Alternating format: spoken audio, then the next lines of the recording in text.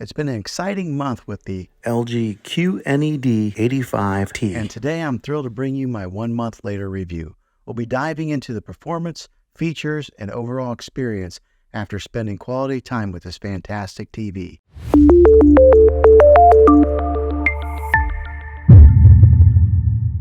Well, hey guys, Juan here. Thanks for stopping by my channel and checking out this video. So if you're watching this, I imagine you're in the market to buy this TV here, or maybe you have purchased it and you're looking to get some of the specifics on it. Well, after owning this thing for 1 whole month, I'm going to give you my review on this and give you the ins and outs of it, and if I think that this has been a pretty good TV after using it for a month, because I think that usually takes about that much time to really use a product to tell if it's going to be good or not. So let's go ahead and dive into some of the review portion of this, and then toward the end of the video, I'll give you my final analysis on if it's worth it after using it for a month. All right, so first off, it does have that UHD quality that's on the screen here. Right now, I just got like a picture that came on the display here, which is a really cool picture, by the way. But it does have the ultra high definition, and if you're gonna buy a TV, make sure you get one that is the UHD TV. I think a lot of the TVs that are coming out nowadays, that's kind of a standard, but make sure that you're looking for that specific name set, UHD TV. I think just because you're a future-proof yourself if you do buy a TV like that. It does have that 4K quality, that quantum 4K processor core that's inside this thing, which makes it really good whenever you are switching from maybe an app to opening up an app. With that quantum core processor that is built into this TV, it makes it pretty quick to pull up any kind of movie or anything that you're looking to watch. So let's go ahead and pull up one of the menus here. And LG does have a pretty fluid menu bar that comes up from the bottom here. And when you first get this TV, it does come pre-installed with all your major apps that you probably use. So it does come with Netflix, your Prime Video, Disney, Hulu, Sling, YouTube, Apple TV. Those are already preloaded in there. Now, when I say preloaded, they're on there, but you do have to download each one, but you download it one time.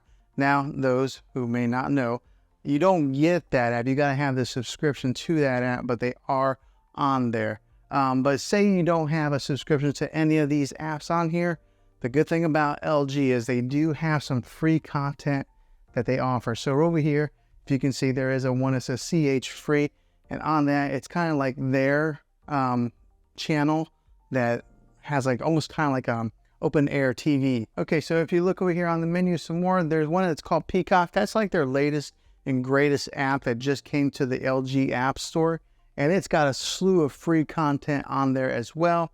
It's got the Google Play Store if you are into that family there of the Google apps. It does have Vudu, Showtime, Stars, Redbox. Remember, we used to have to go buy or rent a DVD and then return to the Redbox store. Well, now you can just rent them right here on the app. It's got the CBS All Access, Spotify, so if you do want to listen to any type of music, you can do that right here on the TV. And then it's got a YouTube TV if you're into that. And then also just, well, the regular YouTube app below it. So it has pretty much all your major apps that you're probably looking to consume any type of media on. Now, one that it is missing is the Spectrum TV app, which for myself, that's how I watch regular TV. Unfortunately, Spectrum did sign a deal with Roku and Samsung, so their app only goes on those two platforms. So you can't get the Spectrum TV app on here, but I think that there's a whole slew of other options, and if you're looking to get any kind of like live TV media consumption. Now, after testing this TV out for a little bit of time, the one thing that really caught me by surprise is how loud it is. A lot of times I only have to listen to this thing. Right here's the volume button, but I usually pull it up to about 18 is where I'm comfortable at listening to it. And I do have kind of a longer room here. 18 is plenty loud for me. So therefore I don't really need a sound bar with this TV. That's just an additional expense. If you're wanting to save a few dollars, I think you'll be okay with that, because a lot of these TVs, the sound is just terrible. But with this one here, it performed pretty well. Now, if you do want to get some of those booming bass sounds whenever you're watching your action TV or anything like that, then yeah, look at maybe adding a sound bar to enhance your movie watching experience. But if you're just looking to save a few bucks, this TV, the sound in it will do just fine. Now, like I mentioned before earlier in the video, it does have that quantum core processor that helps push that 4K content on this thing, which is great because it gives you that nice, crisp, clear image like this one here that's on the screensaver.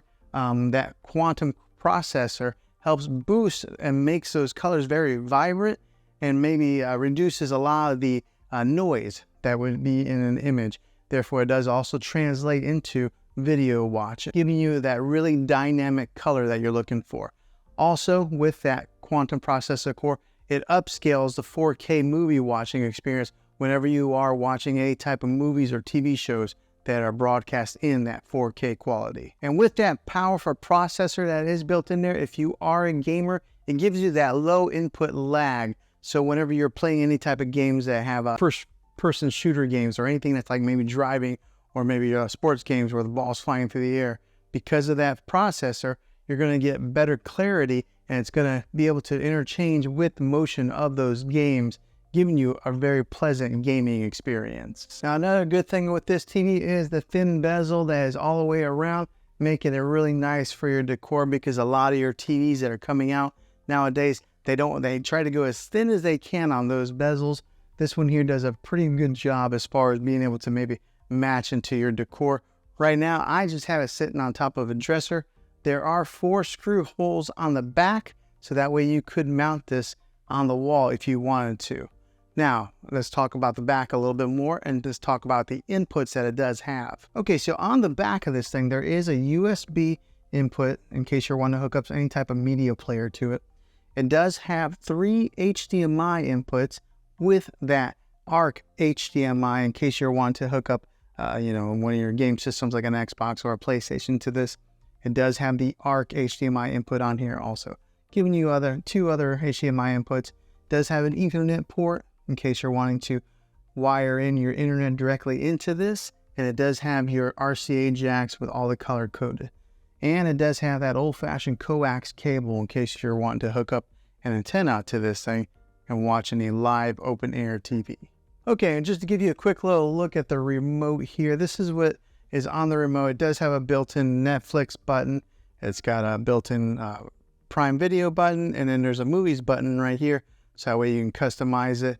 But it's got all your major settings buttons and everything that you would normally need. And the thing I like about it does have that push button feel versus having maybe a touch screen, kind of like an Apple TV remote.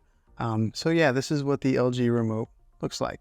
And if you are somebody who watches a lot of sports, it does have a 120 Hertz refresh rate to help with them sports watching experience. So for example, whenever you're watching like soccer and they kick the ball up in the air, and sometimes you would see like a blur on some of those cheaper TVs.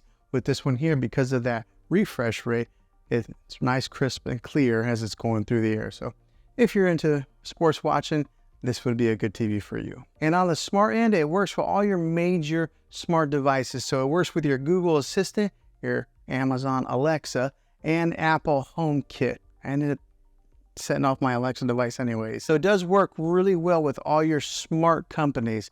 The good one is Apple AirPlay is built into this. If you are an iPhone user, you're able to mirror your iPhone to this TV. And I did make a video on that, and I can put that in the description down below if you're interested in doing something like that. Now, I did talk about the audio earlier in the video, but this one does have a 2.0 channel when it comes to the audio, boosting about 20 watts of power. And it is a downward type of audio. So the good thing about it is this is mounted up a little bit higher than a lot of your TVs. And because the sound does point downwards, it bounces off like that and goes into the direction of where you're watching, or maybe bounces off the wall and kind of helps project it out. But it is plenty loud for you. And then just to give you the weight size of the TV, it's a 24.9 pounds.